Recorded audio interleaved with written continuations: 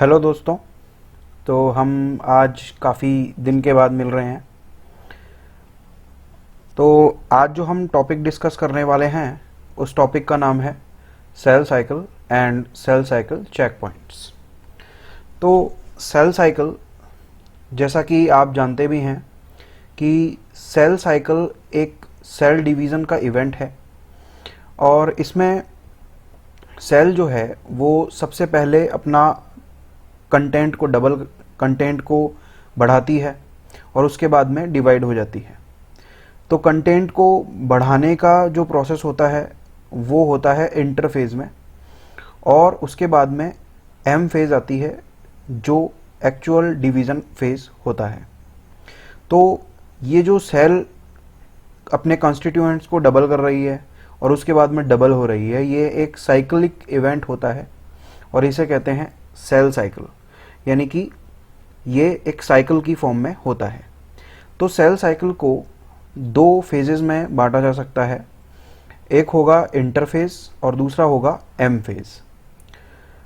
अब जो इंटरफेज है वो मैक्सिमम टाइम तक सेल शो करती है इस इंटरफेज को।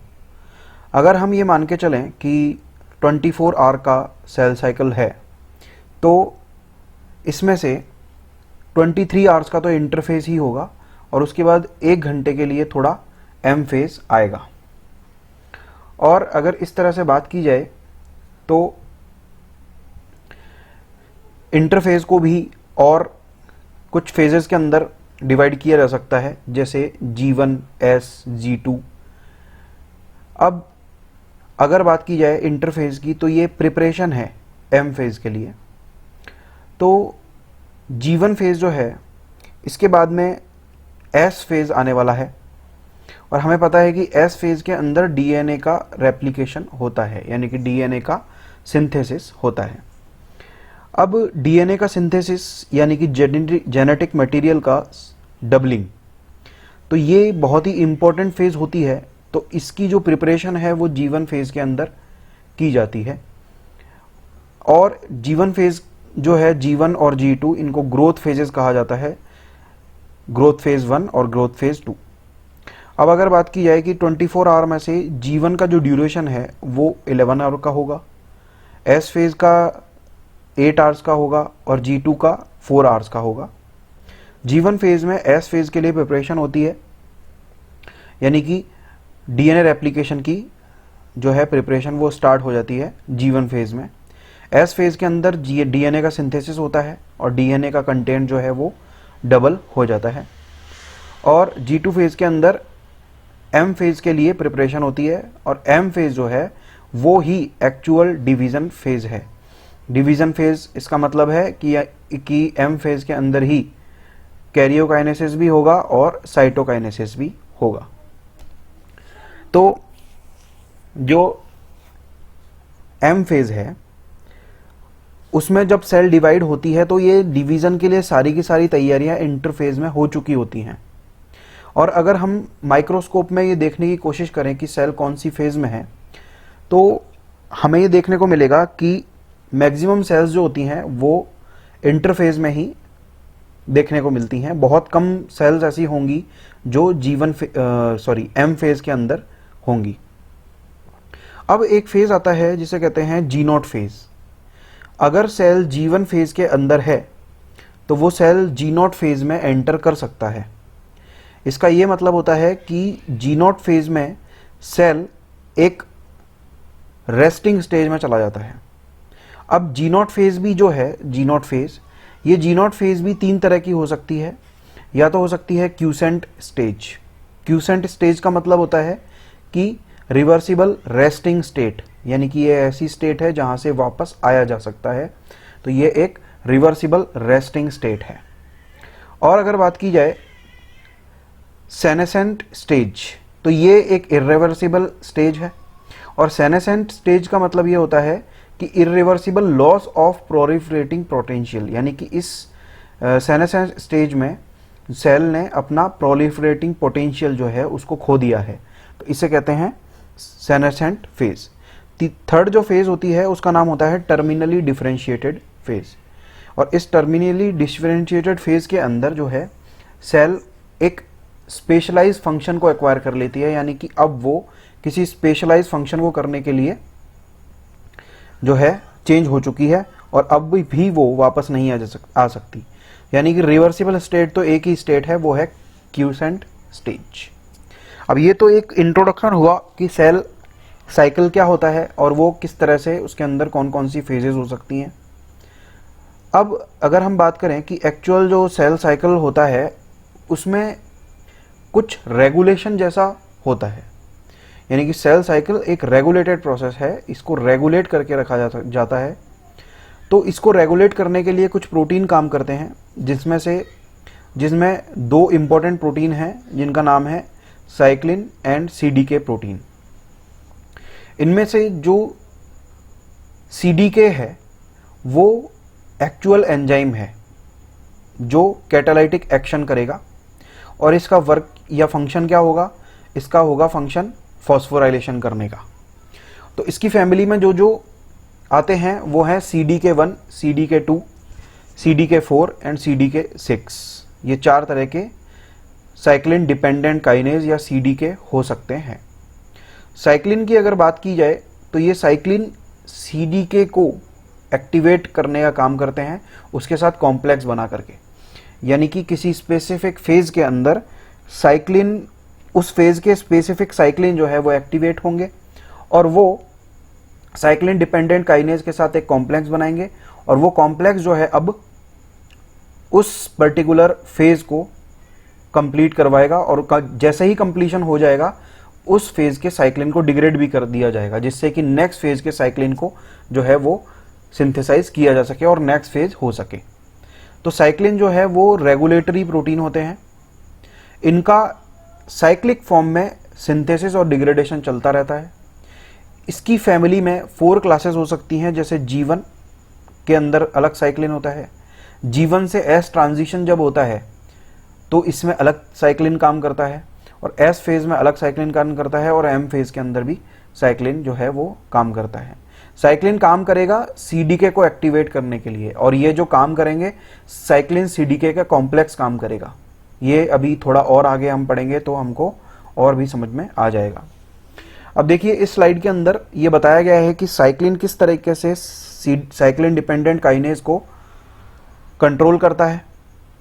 तो जब किसी फेज का स्पेसिफिक साइक्लिन सिंथेसाइज होते हैं तो वो साइक्लिन डिपेंडेंट काइनेज के साथ बाइंड हो जाते हैं और उसकी एक्टिविटी को कंट्रोल करते हैं।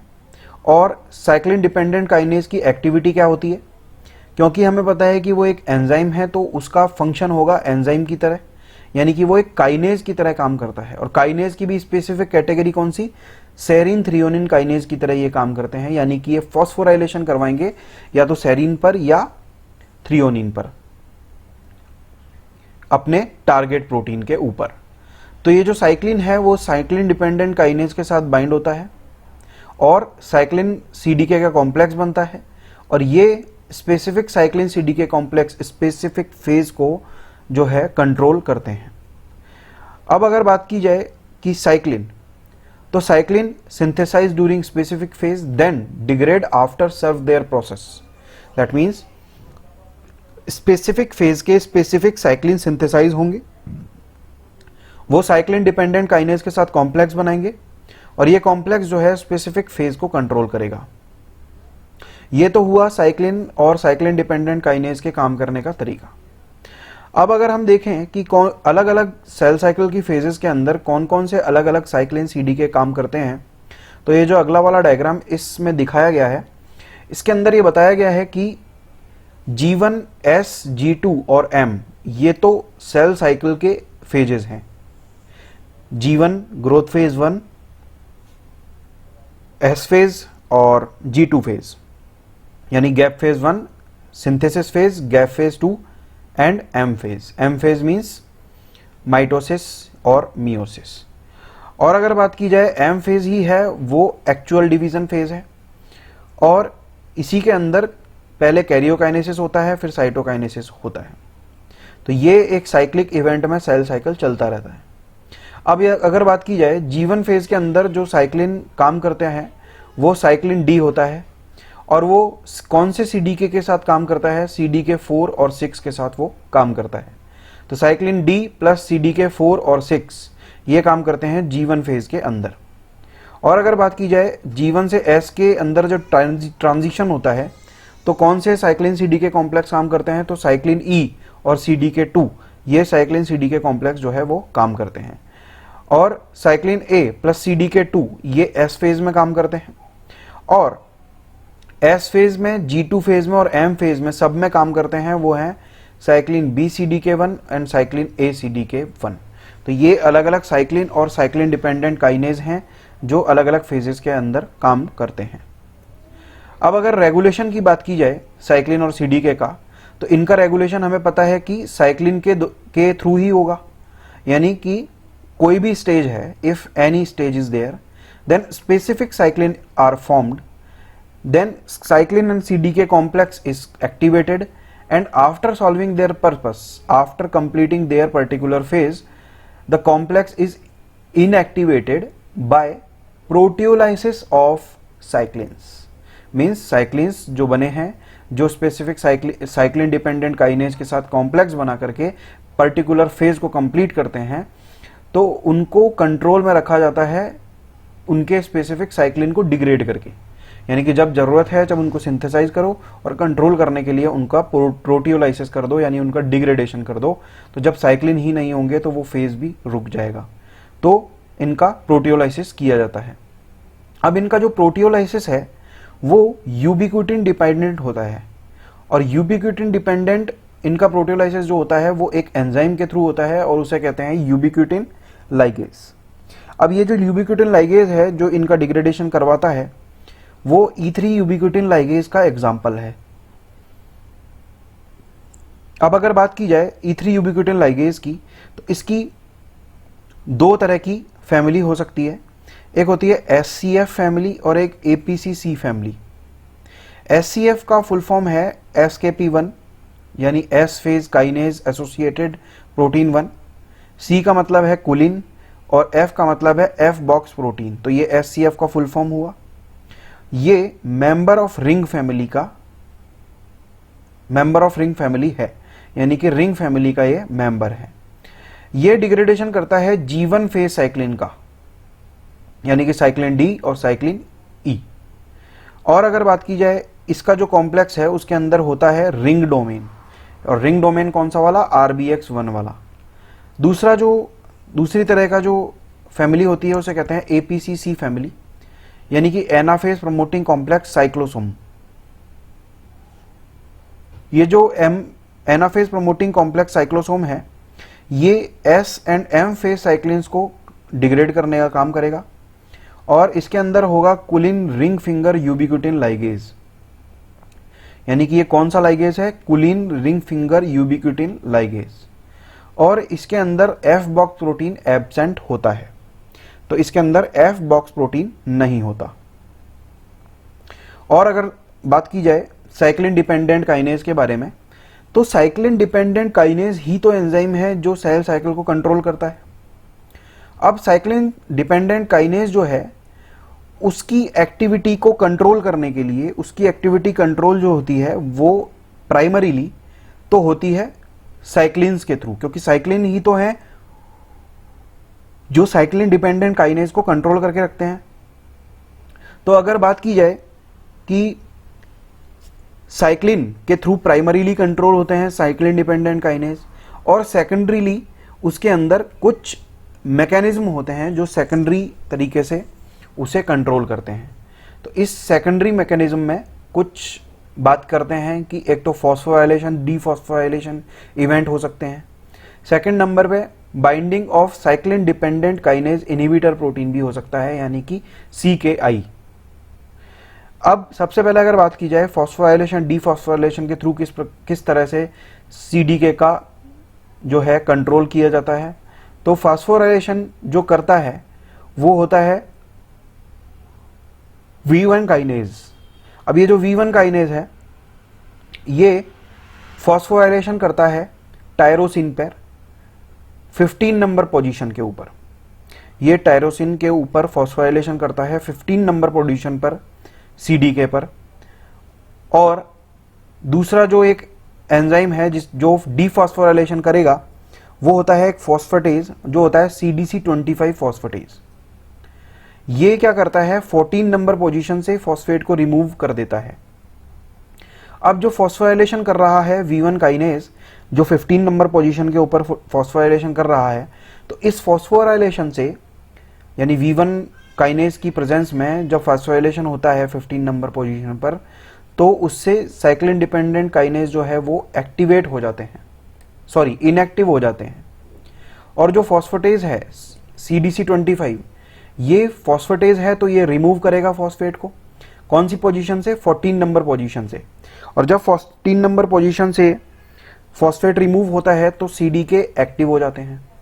तो फॉस्फोराइलेशन से CDK इनएक्टिव हो रहा है और फॉस्फेटेज एक्टिविटी से फॉस्फेट हटने से CDK जो है वो एक्टिव हो रहा है। तो इस तरह से इनकी जो दोनों की एक्टिविटी है वो एंटागोनिस्टिक एक्टिविटी है। अब ये जो V1 काइनेज है इसका ओरिजिनल वर्क जो होता है वो यीस्ट के अंदर inhibit inadequate sized cell from initiate mitosis, यानी कि ये सेल डिवीजन में उन सेल्स को जानने से रोकता है जिनका साइज प्रॉपर नहीं हो पाया है। तो अगर इसके अंदर म्यूटेशन हो गया तो इनएडुकेट साइज की जो सेल्स हैं वो भी माइटोसिस करेंगी, तो इससे सेल्स का साइज जो है वो छोटा हो जाएगा। तो ये लॉस ऑफ फंक्शन म्यूटेशन से हमने इसका वर्क को डिफाइन किया। तो ये हुआ V1 काइनेज और CDC25। V1 काइनेज जो है फॉस्फोराइलेशन करता है 15 नंबर पोजीशन से, उससे CDK इनएक्टिव हो जाते हैं। और CDC25 जो है वो फॉस्फेटेज है, वो फॉस्फेट को रिमूव करता है 14 नंबर पोजीशन से और उससे CDK जो है वो एक्टिव हो जाते हैं।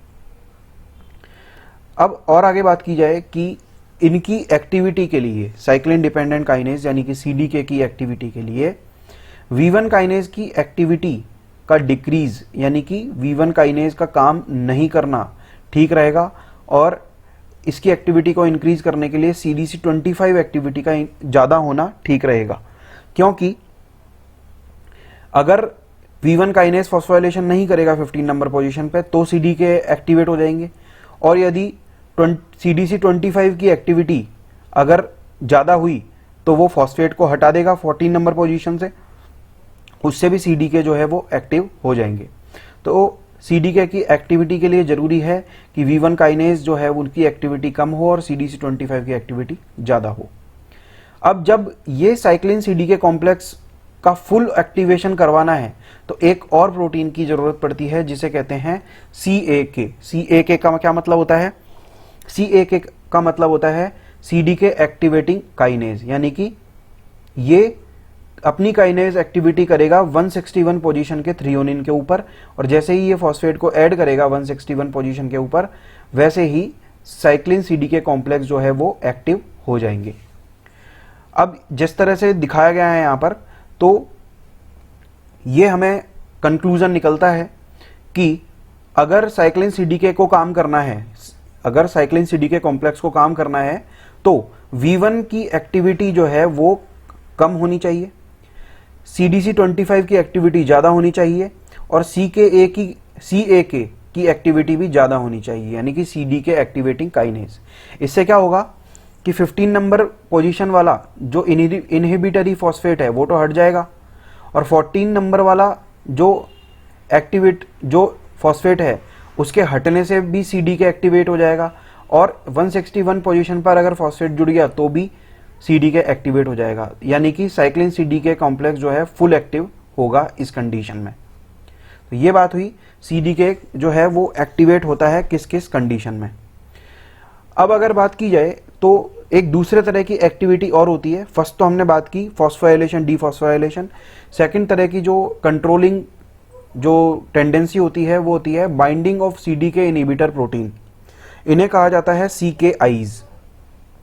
CKI अगर बाइंड हो गया साइक्लिन CDK कॉम्प्लेक्स के ऊपर तो साइक्लिन CDK कॉम्प्लेक्स कभी काम नहीं कर पाएगा। तो ये CKI जो होते हैं वो 2 टाइप के हो सकते हैं, एक तो सिप किप फैमिली और एक इंक 4 फैमिली। जो सिप किप फैमिली होते हैं इसका फुल फॉर्म होता है CDK इंटरैक्टिंग प्रोटीन। किप का मतलब होता है काइनेज इनहिबिटरी प्रोटीन, यानी कि सिप किप फैमिली।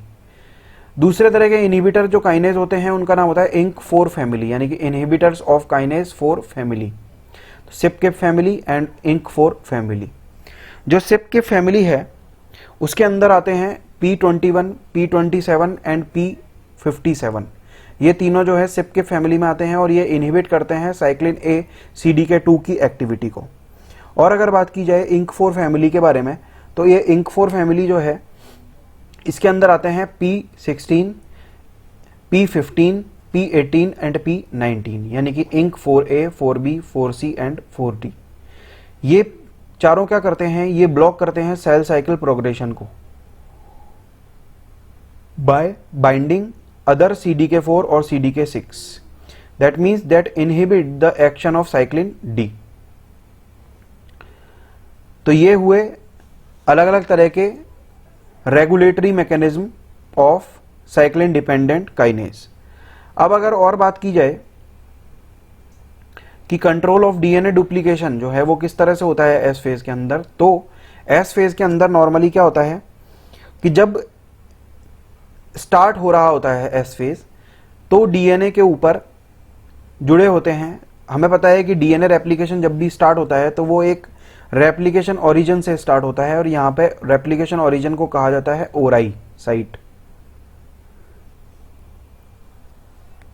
और जो ओराई साइट है उस ओराई साइट के ऊपर ORC प्रोटीन हमेशा बाइंड रहता है। ORC का मतलब होता है ओरिजिन रिकॉग्निशन प्रोटीन या ओरिजिन रिकॉग्निशन कॉम्प्लेक्स। ये ओरिजिन रिकॉग्निशन कॉम्प्लेक्स जो है उसके ऊपर बाइंड हो जाते हैं दो और प्रोटीन जिनका नाम होता है CDC6 एंड CDT1। अब जैसे ही ये CDC6 और CDT1 बाइंड होते हैं ORC के ऊपर, तब कुछ और प्रोटीन जिनको हेलिकेज कहा जाता है MCM, यानी मिनी क्रोमोसोम मेंटेनेंस प्रोटीन जो हैं, यानी कि हेलिकेज का काम करने वाले प्रोटीन, उनका हेक्सामर भी इसके ऊपर आकर के बाइंड हो जाता है। इस प्रोटीन के बाइंड होते ही इस कॉम्प्लेक्स को कहा जाता है प्री रेप्लिकेशन कॉम्प्लेक्स, जिसकी रिंग जैसी स्ट्रक्चर होती है। ये पूरा का पूरा प्रोसेस जो है वो लाइसेंसिंग कहलाता है और इसके अंदर लाइसेंसिंग फैक्टर की तरह जो काम कर रहा है उसका नाम है MCM, जो अलाउ करवाएगा इनिशिएशन को। Then activation of SCDK in late G1। अगर एक्टिवेशन ऑफ SCDK की बात की जाए लेट G1 में, तो ये assembly of several additional protein complex at the origin. अब इसके बाद में क्या होगा, जैसे ही एस फेज एक्टिवेट होने वाली है, पहले जो हम बात कर रहे थे वो अर्ली G1 फेज की बात थी, अब जैसे ही एस फेज स्टार्ट होने वाली है तो रेप्लिकेशन को स्टार्ट करना पड़ेगा। तो क्या होगा, कुछ और एडिशनल प्रोटीन जो है वो कॉम्प्लेक्स उनका जो है वो ओरिजिन के ऊपर बाइंड हो जाता है। उससे क्या कौन सा कॉम्प्लेक्स बनता है, प्री इनिशिएशन कॉम्प्लेक्स, यानी पहले कौन सा कॉम्प्लेक्स था, प्री रेप्लिकेशन प्रोसेस कॉम्प्लेक्स, उस पर कुछ एडिशनल प्रोटीन और बाइंड हो गए ओरिजिन के ऊपर, तो वो बन गया प्री इनिशिएशन कॉम्प्लेक्स। ये प्री इनिशिएशन कॉम्प्लेक्स जो है वो DNA हेलिक्स को अनवाइंड करेगा और DNA सिंथेसिस को स्टार्ट करवाएगा। तो ये हो गया रेप्लिकेशन का ओरिजिन। अब हमें पता है कि जब एक सेल डिवाइड हो रही है तो रेप्लिकेशन सिर्फ एक बार ही होना चाहिए, यानी कि एक ही राउंड रेप्लिकेशन का वो होना चाहिए। तो इसके लिए एक जो है कंट्रोलिंग मैकेनिज्म यहां पर काम करता है। क्या काम करता है कि उसी समय जिस समय एक इनिशिएशन हुआ है उसके तुरंत बाद में प्री रेप्लिकेशन कॉम्प्लेक्स जो है उसको डिसअसेंबल कर दिया जाता है। और वो कैसे किया जाता है, जो CDC6 जो था, जो ओरिजिन पर बाइंड हुआ था, उसको डिस्ट्रॉय कर दिया जाता है। अगर वो डिस्ट्रॉय हो जाएगा तो दोबारा से अब इनिशिएशन स्टार्ट नहीं हो सकता, यानी कि एक डिवीजन में एक ही इनिशिएशन होना चाहिए, एक ही रेप्लिकेशन होना चाहिए। तो एक ही रेप्लिकेशन इनिशिएशन वो किया जाता है, so that origin is activated only once in the each cell cycle. तो ये वही बात हुई। अब अगर बात की जाए कि रोल ऑफ MCDK, अब MCDK क्या होता है, MCDK जो है वो होते हैं MPF, और MPF का मतलब होता है mitosis promoting factor and maturation promoting factor. अब ये जो MPF है ये सिंथेसाइज होते हैं during S to G2 phase, ये जो MPF हैं यानी माइटोसिस प्रोमोटिंग फैक्टर या मैचुरेशन प्रोमोटिंग फैक्टर, ये 4 वर्क करते हैं, यानी कि इनके 4 काम होते हैं। फर्स्ट वर्क जो होता है वो होता है induced chromosome condensation. Second work जो होता है वो होता है break nuclear envelope. Third work होता है assembly of mitotic spindle. And fourth work जो होता है वो होता है aligned chromosome at metaphase plate. तो ये 4 वर्क इनके होते हैं जो मेटाफेज करने के लिए जरूरी होते हैं। तो ये क्रोमोसोम को कंडेंस करना, न्यूक्लियर एनवलप को डिसअपियर करना और माइटोटिक स्पिंडल की असेंबली बनाना और क्रोमोसोम्स को अलाइन करना मेटाफेज प्लेट के ऊपर, ये चारों के चारों जो फंक्शन हैं, ये चारों फंक्शन जो है करने के लिए 4 एक्टिविटी करनी पड़ती है मेटाफेज प्रोमोटिंग फैक्टर को। और इन 4 एक्टिविटी के लिए ये कुछ प्रोटीन्स का फॉस्फोराइलेशन करता है। और ये जो फॉस्फोराइलेशन करता है MPF, वो 2 प्रोटीन कौन कौन से हैं? एक्चुअली 3 प्रोटीन है, पहले हम 2 की बात कर रहे हैं, फिर बाद में औरों की बात भी करेंगे। तो ये एक तो MPF यानी कि MCDK जो है वो एक तो कंडेंसिन का फॉस्फोराइलेशन करता है और दूसरा लेमिन का कंडेंसेशन करता है। कंडेंसिन प्रोटीन जो है वो कंडेंसेशन करता है माइटोटिक क्रोमोसोम्स का, यानी कि क्रोमोसोम का कंडेंसेशन कौन करेगा? कंडेंसिन प्रोटीन फॉस्फोराइलेशन के बाद। और इसको फॉस्फोराइलेट कौन करेगा? Phosphorylate metaphase promoting factor. जैसे ही कंडेंसिन का फॉस्फोराइलेशन होगा तो कंडेंसिन जो है हाईली कंजर्व्ड है, जो 5 सब यूनिट प्रोटीन से बना हुआ है, जिसमें से 2 तो SMC हैं, SMC2 एंड SMC4, एंड 3 जो हैं वो HG एंड D2 हैं। तो ये कंडेंसिन जो है क्या करवाएगा? क्रोमोसोम्स का कंडेंसेशन करवाएगा मेटाफेज स्टेज में। और जो लेमिन है उसके फॉस्फोराइलेशन से ये क्या करेगा? एक स्टेबलाइजिंग नेटवर्क बनवाएगा, न्यूक्लियर असेंबली, जिससे न्यूक्लियर मेम्ब्रेन डिसअसेंबल हो जाएगी या डिसअपियर हो जाएगी। तो ये होते हैं MPF या मेटाफेज प्रमोटिंग या माइटोसिस प्रमोटिंग फैक्टर। और तीसरा प्रोटीन जिसका ये फॉस्फोराइलेशन करता है MCDK, वो होते हैं माइटोटिक स्पिंडल्स। और माइटोटिक स्पिंडल्स की असेंबली को कंट्रोल करने वाले प्रोटीन्स का भी फॉस्फोराइलेशन जो है वो MCDK करता है। अब इन सभी फॉस्फोराइलेशन का, यानी कि कंडेंसिन का फॉस्फोराइलेशन, लेमिनिन का फॉस्फोराइलेशन और असेंबली ऑफ माइटोटिक स्पिंडल करवाने वाले प्रोटीन्स का फॉस्फोराइलेशन, इनसे क्या होता है? क्रोमोसोम्स का अल्टीमेटली सेपरेशन हो जाता है, यानी कि क्रोमोसोम्स जो है वो अलग अलग हो जाते हैं। जैसे ही क्रोमोसोम अलग हो जाते हैं तो M फेज खत्म हो जाती है और एनाफेज की शुरुआत होने वाली है। तो एनाफेज को शुरुआत करने के लिए जो है एनाफेज स्टेज में जो प्रोटीन काम करते हैं, यानी कि साइक्लिन वगैरह, उनको एक्टिवेट करना पड़ेगा।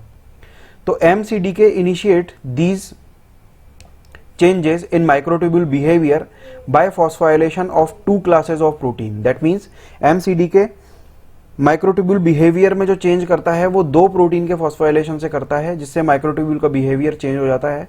वो प्रोटीन कौन कौन सी है? एक तो है माइक्रोट्यूब्यूल डिपेंडेंट मोटर प्रोटीन और दूसरी है माइक्रोट्यूब्यूल एसोसिएटेड प्रोटीन, यानी कि MAP। जब अगर क्रोमोसोम्स का प्रॉपर अलाइनमेंट और एसोसिएशन हो गया है स्पिंडल माइक्रोट्यूब्यूल्स के थ्रू मेटाफेज प्लेट पर, तो MCDK कॉम्प्लेक्स एक्टिवेट होगा। वो MCDK कॉम्प्लेक्स जो है वो एक्टिवेट करेगा APCC को, यानी कि एनाफेज प्रोमोटिंग कॉम्प्लेक्स साइक्लोसोम्स को। ये APCC जो है वो एक्ट करेगा अलग अलग सबस्ट्रेट के ऊपर अलग अलग टाइम पर। तो इनके एक्टिवेट होने से ये दो चीज़ों पर काम कर सकता है, 2 प्रोटीन के साथ काम कर सकता है। एक तो APCC जो है CDC25 के साथ काम जुड़ जाएगा तो वो अलग तरह से काम करेगा, और APCC जो है वो CDH1 के साथ जुड़ जाएगा तो वो अलग काम करेगा। क्या क्या फंक्शन होते हैं इनके हम देख लेते हैं। APCC जब CDC20 के साथ अटैच होता है तो ये एक प्रोटीन का कॉम्प्लेक्स होता है जो सेपरेज के साथ जुड़ा होता है, जिसे कहते हैं सेक्यूरिन सेपरेज कॉम्प्लेक्स। ये सेपरेज को इनएक्टिव करके रखता है। जैसे ही APCC एंड CDC20 का कॉम्प्लेक्स बनता है तो ये सिक्रूजिन को डिग्रेड करा देता है, यानी कि इसका पॉलीयूबिक्यूटिनाइलेशन करवा देता है। और जो सेपरेज है वो फ्री होकर के एक्टिव हो जाता है, और जैसे ही सेपरेज एक्टिव होगा क्रोमोसोम जो है वो सेपरेट हो जाएंगे। तो ये क्या करवाता है, क्रोमोसोम्स का या क्रोमेटिड्स का सेपरेशन करवाता है। और उसके लिए इसको क्या करना पड़ेगा, कोहेजिन प्रोटीन को ब्रेक डाउन करना पड़ेगा, और कोहेजिन प्रोटीन जो होते हैं वो क्रोमोसोम्स को अटैच करवा के रखते हैं। ये होते हैं SMC1 एंड SMC3। तो ये क्या हुआ, क्रोमोसोम्स का सेपरेशन हो गया जब एम फेज अच्छे से पूरी हो गई थी। अब अगर हम बात करें कि APCC जो है वो CDH1 के साथ कैसे काम करता है, तो यहां पर एम साइक्लिन और CDK का कॉम्प्लेक्स होता है। अगर APCC और CDH1 का कॉम्प्लेक्स आएगा तो ये एम साइक्लिन को डिग्रेड करवा देगा, और CDK जो है वो एम फेज जो है वो और आगे नहीं चल पाएगी, यानी कि वो खत्म हो जाएगी, क्योंकि अगली फेज कौन सी आने वाली है, एना फेज, इसलिए इस फेज को खत्म होना पड़ेगा। अब pre mature separation of chromatids को रोकने के लिए क्या होता है, APCC एंड CDC20 ये इनहिबिट करके रखे जाते हैं दो प्रोटीन्स के थ्रू, जिनका नाम होता है MED2 और BUB-R1। ये MED2 और BUB-R1 जो होते हैं ये APCC CDC20 को इनहिबिट करके रखते हैं। और इनके कैसे ये इनको इनहिबिट करके रखते हैं, स्पिंडल असेंबली चेक पॉइंट के थ्रू। ओके, तो ये हमने देखा कि APC यानी एनाफेज प्रोमोटिंग कॉम्प्लेक्स साइक्लोसोम जो है वो कैसे काम करता है। तो ये तो हुए कुछ स्टेप्स जो सेल साइकिल के दौरान होते हैं। अब हम बात कर रहे हैं कि सेल साइकिल चेक पॉइंट कौन कौन से होते हैं। तो रेगुलेशन हमारा पूरा हुआ, अब हम स्टार्ट करते हैं सेल साइकिल चेक पॉइंट्स के। तो सेल साइकिल चेक पॉइंट जो है वो सेल के अंदर मेनली 3 टाइप के चेक पॉइंट्स पाए जाते हैं। और सेल साइकिल चेक पॉइंट होते क्या हैं कि वो हमको श्योरिटी देते हैं दैट DNA डैमेज वो परमानेंट ना हो जाए, यानी कि म्यूटेशन में कंप्लीट ना हो जाए, और उनका रेप्लिकेशन ही ना हो पाए, जिससे कि वो अगली डॉटर सेल के अंदर ही पास ना हो पाए। तो ये जो है वो सेल साइकिल चेक पॉइंट्स करते हैं। सेल साइकिल चेक पॉइंट्स जो हैं वो तीन तरह के हो सकते हैं।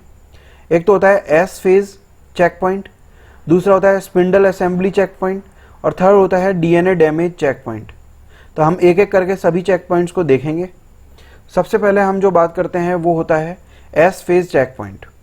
ये जो S फेज चेक पॉइंट है ये श्योरिटी देता है कि नेक्स्ट फेज में जाने से पहले प्रीवियस प्रोसेस एक्यूरेटली कंप्लीट हुआ है कि नहीं हुआ है। फॉर एग्जाम्पल, अगर इस तरह के चेक पॉइंट की बात की जाए जीवन में, तो वो यीस्ट के अंदर तो स्टार्ट कहलाता है और मैमिलियन सेल के अंदर कहलाता है रेस्ट्रिक्शन पॉइंट। तो इनके नाम भी अलग अलग होते हैं। चेक पॉइंट वह पॉइंट है जिस पर सेल जो है वो DNA रेप्लिकेशन के लिए कमिट हो जाती है, यानी कि अगर ये चेक पॉइंट पूरा हो गया इसका मतलब सेल जो है वो अब DNA रेप्लिकेशन में जाएगी।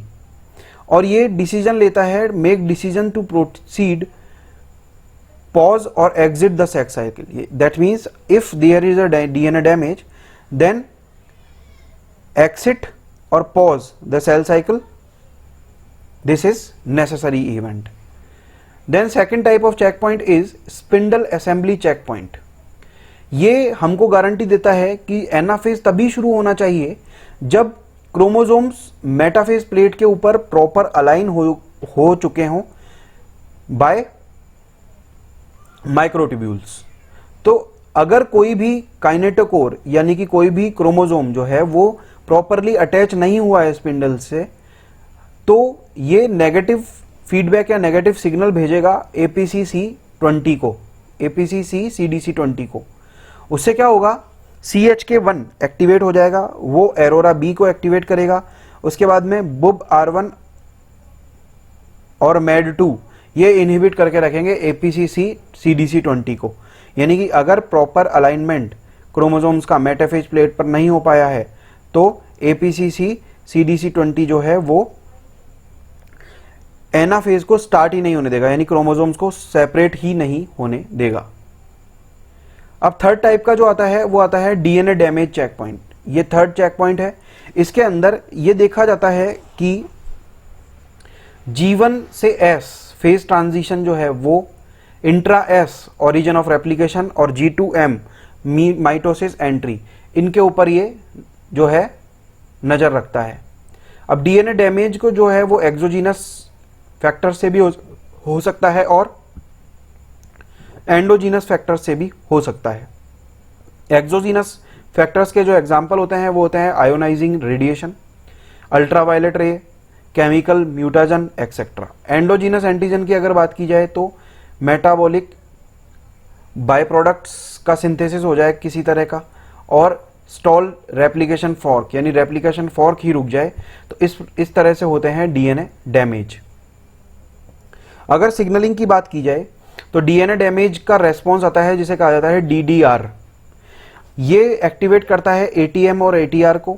एटीएम का फुल फॉर्म है अटैक्सिया टेलेंग्लैक्टेसिया म्यूटेटेड और एटीआर का फुल फॉर्म है अटैक्सिया टेलेंग्लैक्टेसिया एंड रेड3 रिलेटेड। तो ये हुए एटीएम एंड एटीआर। ये एटीएम और एटीआर जो है फर्दर एसेरिन थ्रियोनिन काइनेज को एक्टिवेट करेंगे, जो कौन सी फैमिली के मेंबर होंगे, PIKK फैमिली। और PIKK का फुल फॉर्म क्या होता है, इसका फुल फॉर्म होता है फॉस्फोटाइडिल इनोसिटेल 3 काइनेज लाइक काइनेज। तो ये PIKK फैमिली काइनेज जो है वो होते हैं। अब डीएनए डैमेज का जो सेंसर प्रोटीन होते हैं वो कौन से होते हैं, एटीएम एंड एटीआर, यानी अटैक्सिया टेलेंग्लैक्टेसिया म्यूटेटेड और अटैक्सिया टेलेंग्लैक्टेसिया रिलेटेड प्रोटीन। एटीएम का एग्जांपल है एमआरएन और एटीआर का एग्जांपल है आरपीए।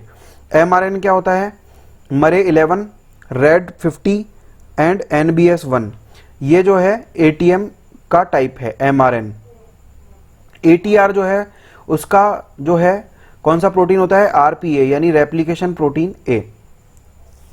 इस तरह से डीएनए डैमेज का जो सेंसर प्रोटीन है वो एटीएम और एटीआर होते हैं।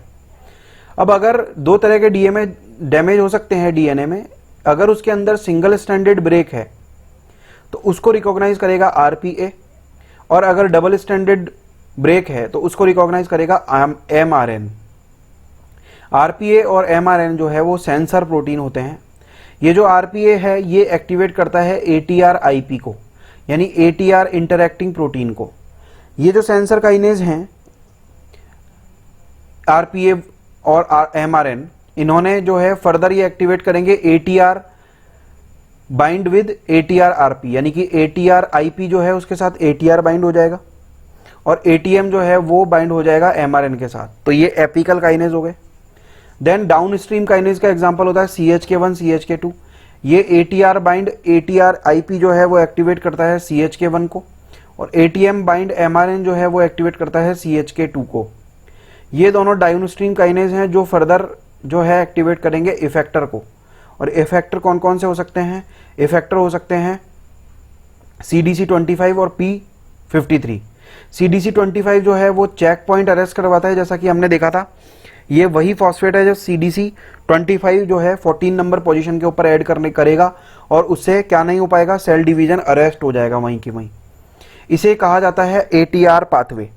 अब जो डबल स्टैंडर्ड ब्रेक है उसे ATM पाथवे कहते हैं, क्योंकि डबल स्टैंडर्ड ब्रेक के ऊपर एमआरएन बाइंड होगा जो सेंसर है, उसके बाद में एपिकल काइनेज बाइंड होगा जो ATM बाइंड एमआरएन है, वो एक्टिवेट करेगा CHK2 को, और CHK2 एक्टिवेट करेगा P53 को।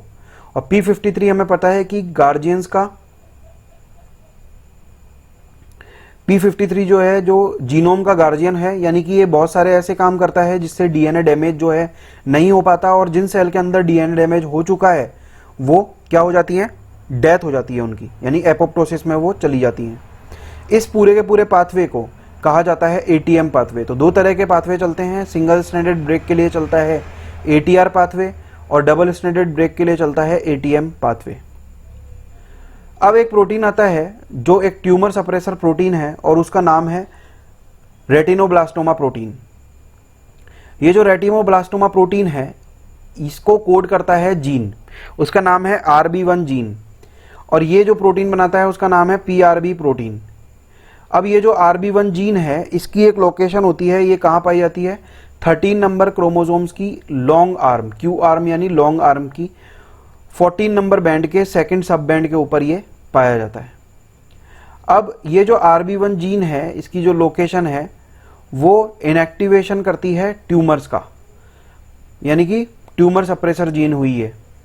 इन retinoblastoma childhood tumour of retina, it is the first example of retinoblastoma. Then 3 in retinoblastoma childhood tumour of retina है। ये रेटिनोब्लास्टोमा एक डिजीज है जिसे चाइल्डहुड ट्यूमर रेटिना का कहते हैं। ये रेटिनोब्लास्टोमा जो है दो तरह का हो सकता है, एक होता है हेरिडिटरी और एक होता है स्पोरेडिक। हेरिडिटरी जो होता है वो सिंगल डिफेक्टिव कॉपी होती है उसके अंदर, हेरिडिटरी वाले के अंदर, और अगर कोई और एक और कॉपी जो है वो भी डिफेक्टिव हो गई तब ट्यूमर होगा। लेकिन स्पोरेडिक जो है वो नॉन हेरिडिटरी होता है, इसके अंदर सभी सेल के अंदर इनिशियली 2 फंक्शनल कॉपीज होती हैं, लेकिन अगर दोनों कंप्लीट जो कॉपीज हैं उन्होंने अगर लॉस्ट हो गया उनका फंक्शन, तो फिर जो है वो ट्यूमर होगा। यानी कि ज्यादा चांसेस ट्यूमर होने के किस में है? हेरिडिटरी रेटिनोब्लास्टोमा में। और ये जो ट्यूमर है जो हेरिडिटरी है वो अर्ली लाइफ में होता है और दोनों आईज में होता है। और अगर इसकी बात की जाए स्पोरेडिक की, तो इसका जो ट्यूमर है वो बहुत कम होता है, रेयर होता है और लाइफ में बहुत लेट होता है, और सिर्फ आई का कैंसर जो है वो कॉज करेगा। अब एक और ट्रांसक्रिप्शन फैक्टर जो है वो कंट्रोल करके रखता है सेल साइकिल को, जिसका नाम है E2F। ये जो ट्रांसक्रिप्शन फैक्टर है E2F, ये रिक्वायर होता है G1S ट्रांजिशन के लिए, और ये एक्टिवेट करता है साइक्लिन A जीन के ट्रांसक्रिप्शन को। यानी कि इसका जो प्रोडक्ट है वो जरूरी होता है S फेज के लिए। ये जो E2F है इसकी एक्टिविटी जो है वो कंट्रोल की जाती है PRB के द्वारा, और ये PRB जो है जब तक E2F से बाइंड रहेगा तब तक PRB जो है वो काम नहीं कर पाएगा।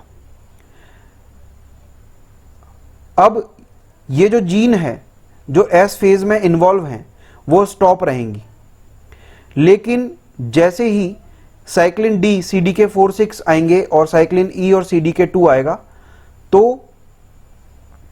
PRB को हटा दिया जाएगा। ये जो E2F है ये जो रिक्वायर है G1S ट्रांजिशन के लिए, यानी कि ये रोका हुआ है इसको PRB ने। जब तक PRB एक्टिव है E2F काम नहीं कर पाएगा। जैसे ही PRB को डिग्रेड कर दिया गया, और इसको डिग्रेड किसने किया? जब साइक्लिन D और CDKE ने अपने अपने CDK को एक्टिवेट किया तो ये PRB अब हट गया, इसके फास्फोराइलेशन हो गया और ये हट गया। जैसे ये हटा E2F एक्टिव हो गया और ये एक DNA बाइंडिंग प्रोटीन के साथ जुड़ गया, और जैसे ही E2F जो है DNA बाइंडिंग प्रोटीन के साथ जुड़ा, इसने S फेज के जीन एक्सप्रेशन को स्टार्ट कर दिया। यानी कि अब सेल के अंदर DNA का रेप्लिकेशन वो है स्टार्ट हो सकता है। अब अगर हम बात करें कि P53 का रोल क्या होता है, तो जैसे कि हमने पहले भी बात की कि P53 जो है वो गार्जियन ऑफ जीनोम की तरह काम करता है।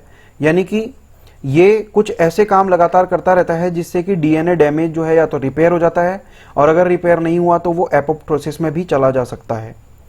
तो रोल ऑफ P53 जो है उसके अंदर क्या होता है कि जो जीन P53 का बनाती है उसका नाम होता है TP53 जीन, यानी कि ट्यूमर सप्रेसर जीन।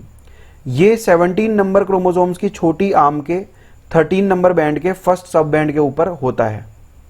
अब ये जो P53 प्रोटीन है ये ट्रांसक्रिप्शन फैक्टर की तरह काम करती है, और ये रेगुलेट करती है एंटीऑक्सीडेंट डिफेंस को, यानी कि growth arrest, senescence, DNA repair and apoptosis को ये रेगुलेट करती है। नॉर्मली जो P53 है वो काम करती रहती है, यानी कि ये हमेशा काम करती रहती है, और इसको काम करने के लिए इस पर एक इनहिबिटर काम करता है जिसका नाम होता है MDM2। तो ये MDM2 हटा रहता है, यानी कि डिग्रेड होता रहता है, और P53 लगातार एक्टिव रहता है। तो नॉर्मली ये किस तरह से काम करती है? ये तब काम करती है जब सेलुलर स्ट्रेस रहता है। तो ये लगभग जब भी सेलुलर स्ट्रेस होते रहते हैं जीनोम के अंदर तब ये हमेशा काम करता रहता है P53। तो सेलुलर स्ट्रेस जो है वो किस तरह का?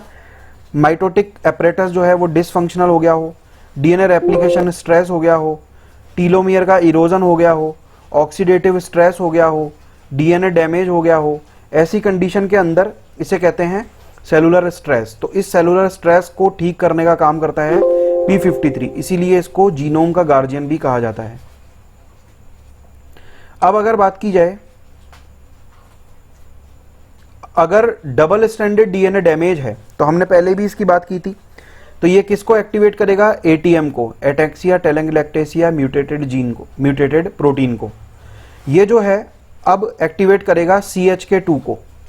CHK2 जो है वो MDM को डिग्रेड करेगा, यानी कि हटा देगा, और P53 एक्टिवेट हो जाएगा, और P53 अब एक्ट करेगा ट्रांसक्रिप्शन फैक्टर की तरह, यानी कि ये सिंथेसाइज करेगा P21 प्रोटीन को।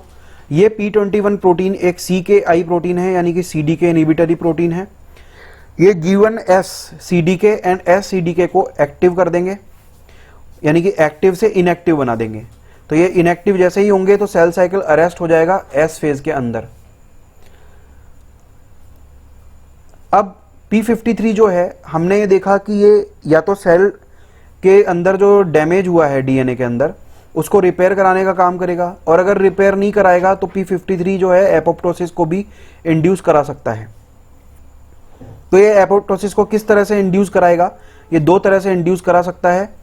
ट्रांसक्रिप्शन डिपेंडेंट भी हो सकता है और ट्रांसक्रिप्शन इंडिपेंडेंट भी हो सकता है। ट्रांसक्रिप्शन डिपेंडेंट की अगर बात की जाए तो न्यूक्लियर एक्टिविटी ऑफ P53 है ये ट्रांसक्रिप्शन डिपेंडेंट, क्योंकि हमें पता है कि जो भी ट्रांसक्रिप्शन फैक्टर होते हैं वो न्यूक्लियस के अंदर जाकर के जीन एक्सप्रेशन को रेगुलेट करते हैं। तो ट्रांसक्रिप्शन डिपेंडेंट मैनर में P53 जो है ट्रांसक्रिप्शन फैक्टर की तरह काम करेगा, और ये उन जीन्स को एक्टिवेट करेगा जो एपोप्टोसिस करते हैं। कौन कौन से जीन एपोप्टोसिस करते हैं, यानी कि पूमा एंड नॉक्सा, उन जीन्स को ये एक्टिवेट कर देगा। ट्रांसक्रिप्शन इंडिपेंडेंट की बात अगर की जाए तो ये साइटोसोलिक एक्टिविटी होती है P53 की। इस साइटोसोलिक एक्टिविटी के थ्रू ये P53 क्या करता है, माइटोकॉन्ड्रियल आउटर मेम्ब्रेन परमिएबलाइजिंग कॉम्प्लेक्स को एक्टिवेट करता है, यानी कि MOMP। ये एक तरह का चैनल होता है। ये चैनल जो है जब ये एक्टिवेट हो जाएगा P53 के थ्रू, तो साइटोक्रोम C है जो वो माइटोकॉन्ड्रिया से बाहर आ जाएगा। जैसे ही ये बाहर आएगा तो ये बाहर आने के लिए एक वोल्टेज डिपेंडेंट एनायन चैनल काम करता है जिसके थ्रू ये बाहर आते हैं। वो कौन सा होता है, MOMP। अब ये जो वोल्टेज डिपेंडेंट एनायन चैनल है ये किन प्रोटीन्स के थ्रू जो है वो इनहिबिट हो जाता है, तो वो प्रोटीन होते हैं BCL-XL एंड BCL2। इसीलिए इनको एंटी एपोप्टोटिक प्रोटीन भी कहा जा सकता है। अब एक हमारा लास्ट टॉपिक आता है जिसका नाम होता है रेप्लिकेटिव सेनेसेंस। रेप्लिकेटिव सेनेसेंस जो होता है वो एक प्रोसेस है जिसके अंदर एक सेल जो होती है वो एक फिक्स नंबर तक ही डिवाइड हो पाती है, उसे हम कहते हैं हेफलिक लिमिट। तो रेप्लिकेटिव सेनेसेंस वो प्रोसेस है जो नॉर्मल सेल्स का कैरेक्टर है, और नॉर्मल सोमेटिक सेल्स जैसे कि नॉर्मल सोमेटिक सेल जो है वो जब डिवाइड होंगी मीडियम के अंदर, तो उनके अंदर डिवीजन सिर्फ तब तक ही होगा, यानी कि 70-80 डिवीजन तक ही वो डिवाइड करेंगी, और उस लिमिट को कहा जाता है हेफलिक लिमिट। और ये लिमिट जो है एब्सेंट होती है ट्यूमर सेल्स के अंदर, जर्म सेल्स के अंदर और स्टेम सेल्स के अंदर। अब इस रेप्लिकेटिव सेनेसेंस का यानी कि हेफलिक लिमिट का रीजन क्या होता है, टीलोमियर शॉर्टनिंग। टीलोमियर शॉर्टनिंग का मतलब जैसे जैसे रेप्लिकेशन होता है तो कुछ 3' एंड जनरेट होते हैं, जिनके कारण से जो डीएनए है उसकी लेंथ लगातार कम होती चली जाती है। इसे कहा जाता है रेप्लिकेटिव सेनेसेंस या हेफलिक लिमिट। अब टीलोमियर क्या होता है, टीलोमियर जो है क्रोमोसोम्स के एंड होते हैं। ये जो क्रोमोसोम्स के एंड हैं, जैसे जैसे रेप्लिकेशन के साइकिल्स चलते हैं ये एंड जो है वो शॉर्ट होते चले जाते हैं। इनको कहा जाता है जो है टीलोमियर शॉर्टनिंग। अब ये टीलोमियर जो है उनका रोल क्या होता है, इनके डुअल रोल होते हैं। एक तो ये प्रोटेक्ट करते हैं क्रोमोसोमल एंड को, और दूसरा ये इंट्रासेलुलर सिग्नलिंग में भी इन्वॉल्व होते हैं। टीलोमियर से एसोसिएटेड कुछ प्रोटीन्स भी हो सकते हैं जो 6 प्रोटीन्स होते हैं, जिन्हें कहा जाता है टीलोसोम और शेल्टरिंग कॉम्प्लेक्स। या तो उन्हें टीलोसोम कह सकते हैं या फिर शेल्टरिन कॉम्प्लेक्स भी इन्हें कह सकते हैं। इनका काम क्या होता है, ये मेंटेन रखते हैं स्ट्रक्चर और सिग्नलिंग क्रोमोसोम्स की। ओके, क्रोमोसोम्स की स्ट्रक्चर को और उस सिग्नलिंग को ये मेंटेन रखते हैं। अब एक एंजाइम पाया जाता है जिसे कहा जाता है टीलोमरेज। ये टीलोमरेज एंजाइम जो है ये नॉर्मली एक्सप्रेस करता है स्टेम सेल्स में, ट्यूमर सेल्स में और जर्मलाइन सेल्स में। और इसके एक्सप्रेशन होने से क्या होता है, टीलोमियर की शॉर्टनिंग नहीं हो पाती और इन सेल्स में, ट्यूमर्स वगैरह सेल्स में, कैंसरस सेल्स में, स्टेम सेल्स में, जर्मलाइन सेल्स में, इनमें जो है हेफलिक लिमिट होती ही नहीं है। और ये टीलोमरेज एंजाइम जो है वो लेंथ को मेंटेन रखने का काम करता है इन सेल्स के अंदर, और ये नहीं पाया जाता नॉर्मल सोमेटिक सेल्स के अंदर, इसीलिए उनमें हेफलिक लिमिट जो है वो प्रेजेंट होती है। अब अगर मोस्ट ह्यूमन सोमेटिक सेल्स की बात करें तो वो टीलोमरेज नेगेटिव होती है, उनके अंदर टीलोमरेज नहीं पाया जाता। अगर उनकी ग्रोथ कराई जाए कल्चर के अंदर तो length of telomere gradually decrease होती चली जाती है, उससे डीएनए डैमेज का रेस्पॉन्स आता है, p53 एक्टिव हो जाता है और सेल साइकिल अरेस्ट हो जाएगा, और अगर अरेस्ट भी नहीं हो पाएगा तो सेल एपोप्टोसिस हो जाएगी। कुछ एक्सेप्शन है जैसे कि रोडेंट सेल, उनके अंदर इस तरह का टीलोमेयर डिपेंडेंट मैकेनिज्म शॉर्टनिंग का नहीं पाया जाता।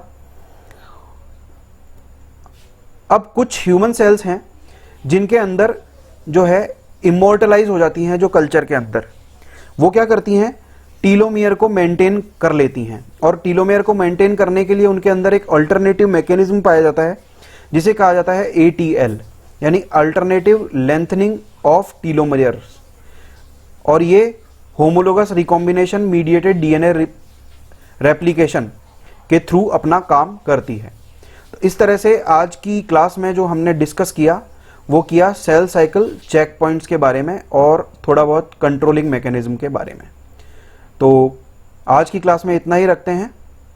Thank you friends.